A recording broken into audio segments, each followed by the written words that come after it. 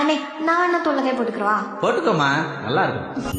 நினைச்ச வாழ்க்கை வேணும்னு நெஞ்சம் கிடந்து ஏங்குதே, படைச்ச சாமி கேட்காததையும் படிச்ச சாமி கேட்டதே, எல்லாரையும் போல நல்லாரு போனால நீதி தரும் சேரும் நமக்குண்டே